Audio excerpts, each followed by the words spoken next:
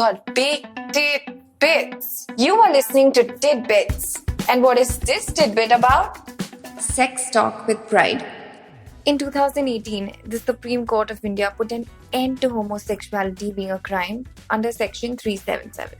However, the lesbian, gay, bisexual, transgender, queer, intersex community are grappling their way through discrimination, social stigma, prejudice, bullying due to the lack of acceptance for their sexuality.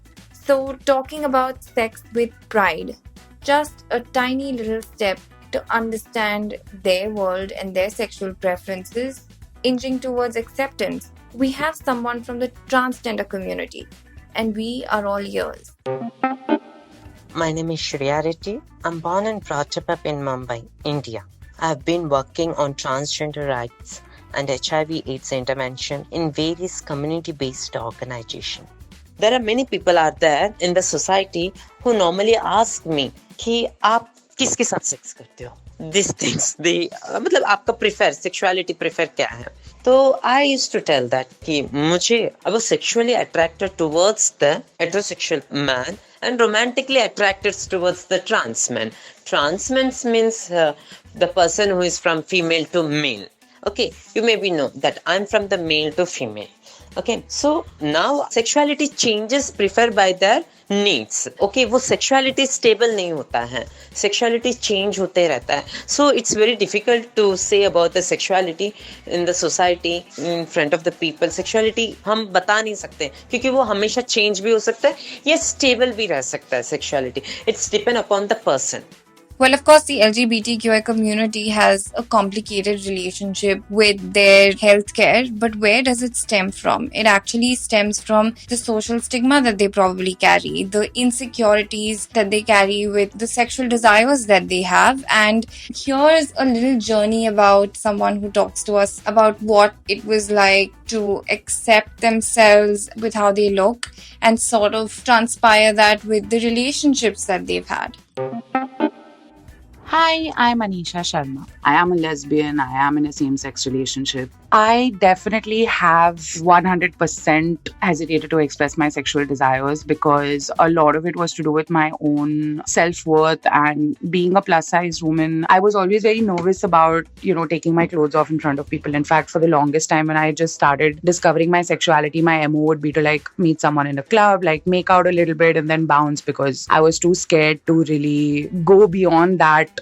Which is so stupid because as I grew older, I realized that taking off your clothes doesn't reveal a body that they didn't know you had in the first place. So if someone was attracted to you in the club or wherever, someone will most likely be attracted to you, when you take things to the next level. So it took a lot of time for me to unlearn that. I guess I just didn't like looking at myself naked. So I presume that nobody else would. I have had some wonderful, people that I've had intimate connections with who've made me feel very safe. I've had the opposite. I've had people who've told me pretty horrible things in bed about my body, about my, certain parts of my body. And it took a very long time to sort of get over that and get comfortable with myself. But I will definitely say that my current partner is extremely supportive, extremely wonderful. She finds me super sexy, which makes me feel even sexier. And with her, I have definitely been able to be the most open about my sexual desires and initiating that conversation from my end and talking about what I like, what I don't like, how, what turns me on.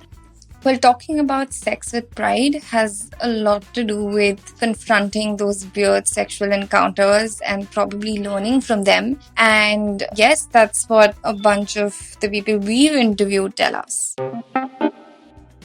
Weird sex encounters have included certain fetishes of people that I was not really into, or a little bit too rough for my liking, or a little bit too much, biting a little bit too hard. I remember once I bit this girl's ear, we were making out and she was like, go harder, harder, harder, until she literally started bleeding and I freaked the fuck out. And she was like, no, I like it. And I was like, no, but I do not like hurting you. So I think it's just about compatibility. I think it's about pushing your boundaries if you're so inclined. I think definitely if you do open your mind a little bit, you can find that there are certain things which really do work for you. But if you're not comfortable, you need to communicate that. Hello, rainbow greetings to all of you. My name is Vinay and I work as a journalist with the Mumbai Mirror, Weird counter, definitely a lot of them. I think there's one which I had was very weird. I had a partner who roared uh, like a canine, maybe I'll call it a lion. I briefly was dating this guy from Delhi, and it was the first time where we were making out and we were in bed, and I expected a lot of moans, but the moans were really canine-ish, loud as a lion. Yeah, though it turned me on very much, but I think that was quite weird because I encountered it for the first time. Well, it's time for precautions, okay? There's just absolutely nothing wrong in knowing what precautions are like and what is it that they do, what is it that they don't do. I definitely do take safety precautions with my sexual partners. Condom is something that's a must. Also, considering the increasing rate of STIs in the country, not just in queer people, but anyone in general, most of the time, not just most of the time, always I prefer using a condom. Just for everyone's knowledge, apart from condom, there is also something called as PrEP, which means pre-exposure prophylaxis. It's a tablet that's being consumed on a daily basis to avoid HIV infection. So that's one precaution that is quite known and relevant in the queer community these days. मेरा partner trans man है, वो female to mail है, सो मुझे oral condoms use करना पड़ता है.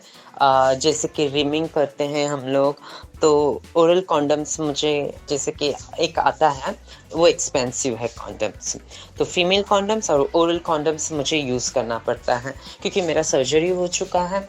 इस वजह से मुझे वो एक मतलब आप देखे ही होंगे जो condoms have different qualities, different types हैं, तो वो एक्सपेंसिव भी है, तो वो मिलना भी मुश्किल होता है, हम लोग को स्टॉक में रखना पड़ता है. तो मेरा पार्टनर ट्रांसमैन है, इस वजह से मैं ज़्यादा बॉडी सेक्स करते हैं या फिर हम लोग को इतना रिस्क नहीं मानते हम अपने आप को. Even we use a oral condom, so इस वजह से हम लोग को इतना रिस्क भी नहीं लगता है and we are safe.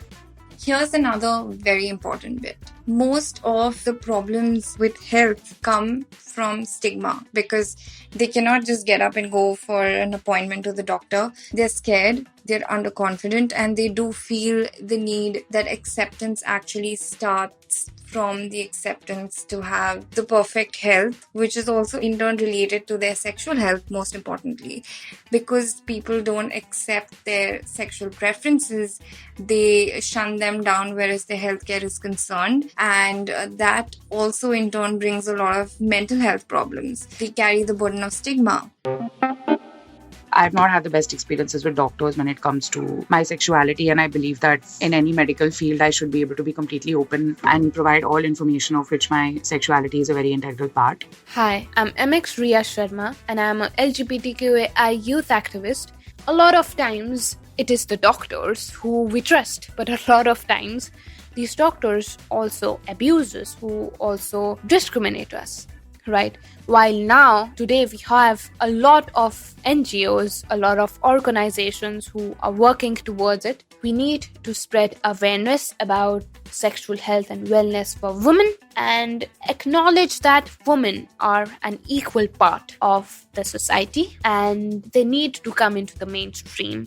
And we need to work towards the betterment of every woman in the country, regardless of their sexuality, regardless of what they identify as. It's time I find another hot topic to make you uncomfortable with. Catch the Tidbits podcast on Hauterfly every Wednesday.